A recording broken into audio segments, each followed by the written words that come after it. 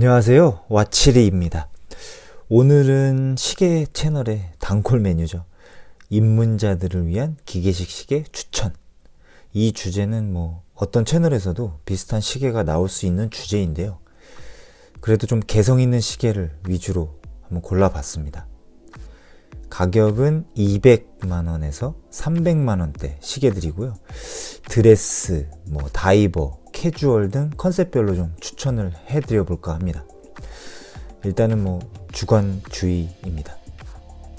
200에서 300만원대라는 금액은 사실 입문용으로는 다소 부담스러울 수 있는 금액이긴 합니다. 100만원대 정도로 내리면 금액적인 부담도 줄고 더 다양한 후보군이 생길 수 있지만, 이게 또 생각해보면 딱 마음에 들어서 오래 찰 수 있을 만한 시계를 고르기가 쉽지는 않겠더라고요. 그래서 바로 윗급이라고 할 수 있는 레인지에서 한번 골라봤습니다. 어떻게 보면 입문용이라기보단 이제 시계 생활에 발을 들인 뒤에 한 두 번째 정도에 사게 될 시계가 더 정확할 수 있을 것 같다는 생각이 드네요. 가격은 웬만하면 리테일가와 병행 가격 둘 다 언급을 해드리겠습니다. 저는 개인적으로 병행 제품에 대해 민감한 편은 아니어서 병행으로도 구입하는 경우가 종종 있습니다. 유지관리 이슈만 잘 해결하면 편하게 찰 시계들은 병행으로 저렴하게 사는 방향이 더 나을 수도 있겠더라고요. 자, 그럼 이제 들어가 보실까요? 먼저 캐주얼이면 캐주얼, 드레스면 드레스, 어떤 상황에서나 빛을 발할 댄디함의 대명사 노모스 오리온입니다. 최근에는 제가 노모스 메트로를 경험을 했었는데요. 노모스의 라인업 중 그나마 이제 좀 최근에 나온 녀석이죠. 출시되자마자 해외 유수의 디자인 어워드에서 상을 휩쓴 경력이 있는 시계였습니다.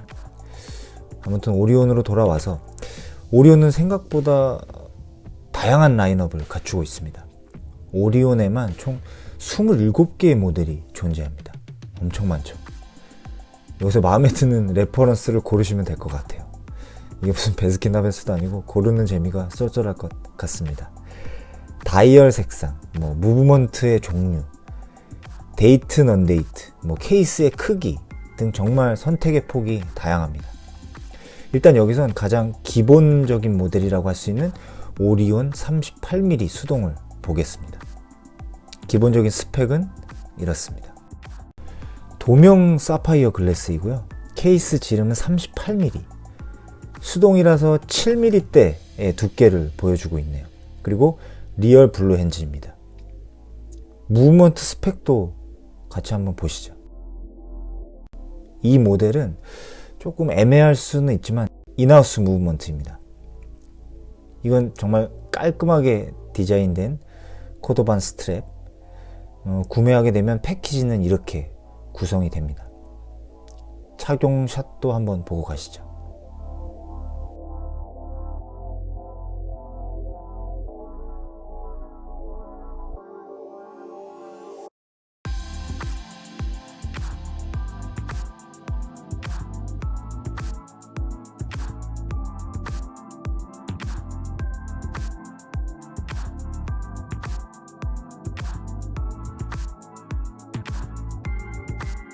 노모스는 독일 태생의 대표적인 매뉴팩처입니다.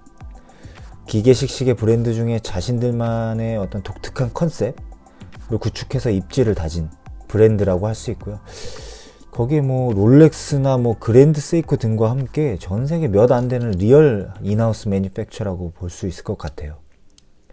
제가 기억하는 리얼 매뉴팩처 브랜드가 한 7개 될까 말까 하는 것 같은데요. 블루 밸런스 스프링 등 예전에는 하이엔드 시계에나 적용됐었던 신규 스윙 시스템을 적용해서 이제는 아마 전 모델에 적용되고 있을 겁니다. 무브먼트에도 각별한 신경을 쓰고 있는 부분이고요. 시스루 케이스백을 통해서 이 수동 무브먼트를 감상하실 수 있습니다. 38mm라서 요즘 트렌드엔 조금 작은 편이긴 한데요. 그렇다고 손목이 굵으신 분이 무조건 패스하실 필요가 없는 게, 노모스 시계 특성상 베젤이 매우 얇아요. 그래서 스펙보다 훨씬 커 보인다는 뭐 장점이라고 할까요? 그런 특징이 있습니다. 한 40mm 정도의 느낌이 아닐까 싶습니다. 더 큰 거를 원하신다면 41mm 모델도 있으니까요. 그쪽으로 가시면 될 것 같습니다. 리테일가는 레퍼런스에 따라 조금씩 다르지만 300만원 초중반을 형성하고 있고요. 뭐 코스코 공식 할인을 적용해서 200만원대 후반까지 가능한 것으로 조회가 됩니다. 해외 병행으로는 이 사이트 말고도 최저가가 약 200만원, 네, 세금까지 하면 한 200만원 중반까지 올라오니까요. 어떻게 보면 국내에서 구매하는 게 나아 보이는 것 같습니다. 한 5년 전인가요? 제가 존경하는 시계 제작자 중 한 명인 필립 듀포 형님께서 호딩키와의 인터뷰에서 1만 달러 이하의 시계 브랜드 중에 노모스를 추천하기도 했습니다.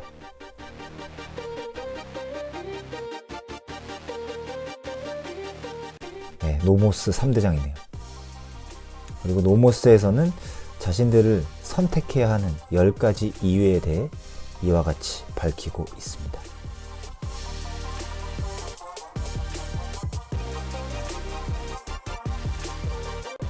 자, 두 번째는 드레스워치입니다. 브레게를 닮은 바로 프레데릭 콘스탄틴입니다. 그 중에서도 다기능의 인하우스 무브먼트를 탑재한 클래식 월드 타이머입니다. 보통 이제 월탐이라고 줄여서도 말하고는 하는데요. 이렇게 다양한 레퍼런스가 있네요. 이것도 뭐 다이얼 색상, 케이스의 색상에 따라서 나뉘는 것 같습니다. 스펙은 이와 같습니다. 인하우스 무브먼트를 채택하고 있고요. 파워 리저브가 38시간으로 조금 짧은 편이네요. 케이스는 42mm인데 베젤이 살짝 두꺼운 스타일이어서 그렇게 커 보이진 않을 것 같습니다. 공식 영상을 잠시 감상하고 가시죠.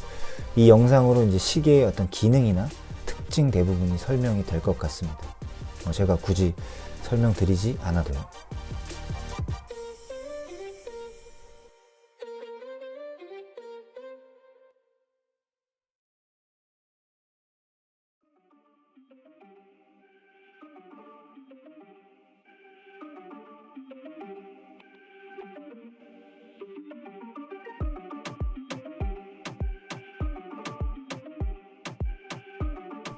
한때 브레게와 닮은 그 다이얼 디자인으로 브레게의 어떤 뭐 다이얼 납품업체 출신이라는 썰이 돌기도 했는데요. 낭설인 걸로 밝혀졌습니다. 그러나 뭐 디자인적인 유사함 때문에 서민의 브레게라는 웃지 못할 별칭도 듣게 되었죠. 그러나 일찌감치 인하우스 무브먼트도 개발하고 해서 입문용 시계로 매뉴팩처 무브를 우리가 경험할 수 있게 된 셈입니다. 자사 무브라서 일반 범용 무브를 넣은 시계들에 비해서 무브먼트의 어떤 스펙이나 코스메틱이 장점이라고 할 수 있습니다. 정통 드레스워치고요. 뭐 해외로 출장을 자주 다니시는 비즈니스맨들에게 아주 좋은 매칭이 될 것 같습니다. 해외 착용샷들은 정말 다 사고 싶게 만드네요. 사실 리스트 프라이스는 한 460만 원에 이릅니다. 그래도 이 월탐은 제가 한번 꼭 포함시키고 싶었는데요. 이 월탐의 장점이라고 할까요? 그게 뭐냐면 이제 모든 브랜드에서 출시하는 월탐의 디자인이 거의 대동소이하다는 점이에요. 그래서인지 디자인 어떤 카피 논란의 사각지대일 수도 있겠다는 생각도 듭니다. 그리고 월드타이머는 보통 브랜드의 상위 라인업에 배치가 됩니다. 자, 한번 보시죠. 파텍 필립의 월드타이머입니다. 어떠신가요? 비슷하죠? 정식 매장에서 영원까지 끌어모아서 할인, 상품권, 신공 발휘하면 400 언저리에서 구매가 가능할 것 같은데요. 병행도 세금을 더하면 한 300만원대 중반은 넘길 것으로 예상이 됩니다. 선택은 여러분의 몫입니다만 가격적인 부담이 좀 되신다면 슬림라인 모델들을 함께 봐주시면 좋을 것 같아요. 상대적으로 한 50에서 100만원 정도는 저렴하게 푸콘의 드레스워치 라인업에 접근이 가능할 것 같습니다. 물론 이것도 인하우스 무브먼트입니다. 네, 뭐 바젤월드에 있었던 이벤트 같은데요. 페인터도 월드 타이머를 착용하고 있네요.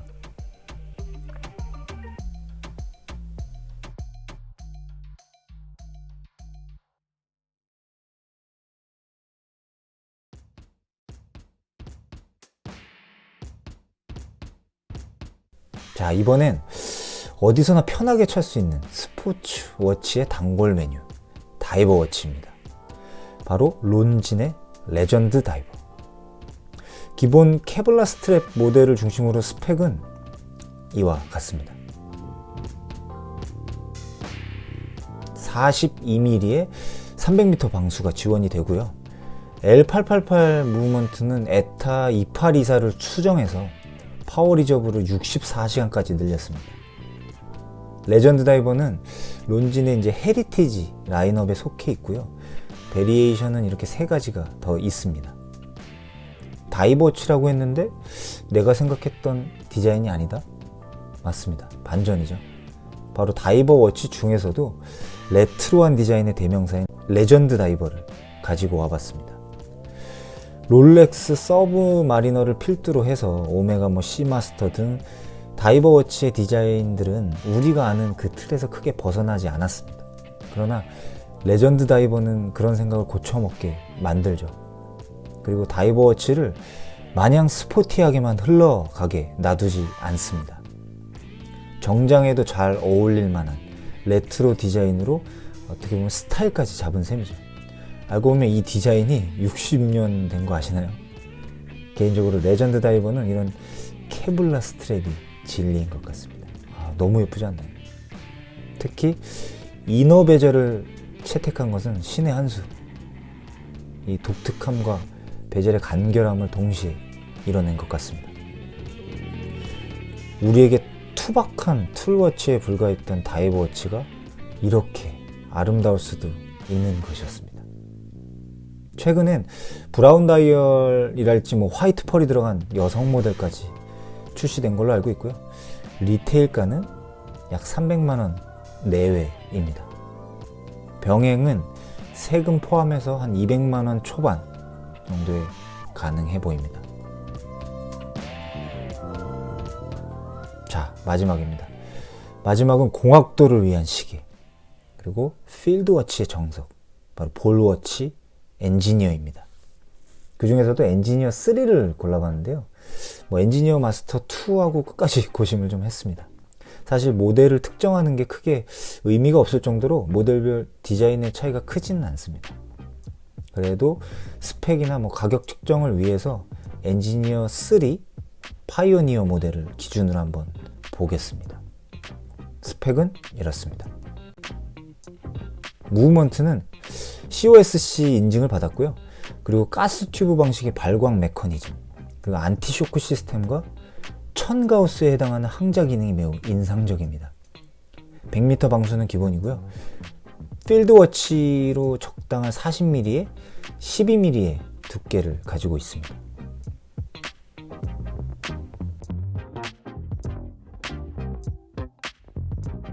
무엇보다 흥미로운 점은 미국 브랜드라는 점입니다.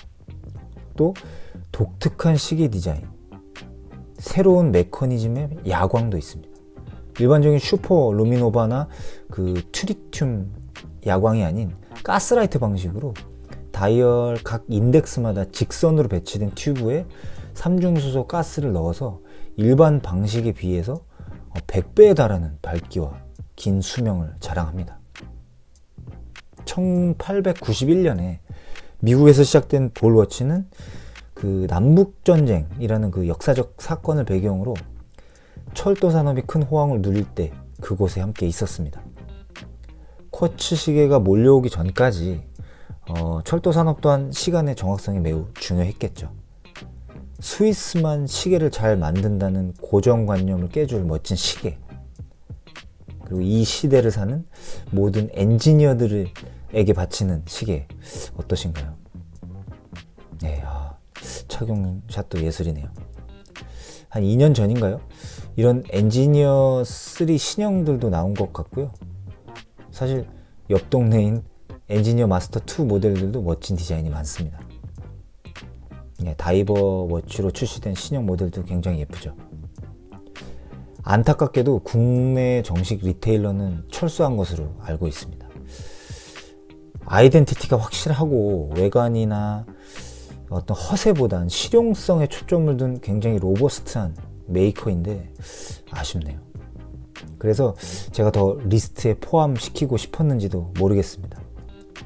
병행 가격은 세금 포함해서 한 200만원대 중반 안쪽에서 웬만한 모델들을 구매하실 수 있습니다. 네, 어떠신가요? 마음에 드는 시계가 있으신가요? 입문용으로 좋을 어느 정도 적절한 네임 밸류와 그리고 나름 개성을 지닌 기계식 시계들이었습니다. 물론 제 주관적인 기준에 의한 것입니다. 누구나 알아보는 시계들도 뭐 좋겠지만 조금 더 개성이 있는 나만의 시계 어떠신가요? 사실 이 외에도 모리스 라크로아나 오리스, 미도 등도 개인적으로 입문용으로 좋은 브랜드들이라고 생각합니다. 다음에 시간이 되면 몇 가지는 좀 추가로 소개를 해드리는 시간을 마련해 보겠습니다. 행운을 빌겠습니다. 시청해주셔서 감사합니다.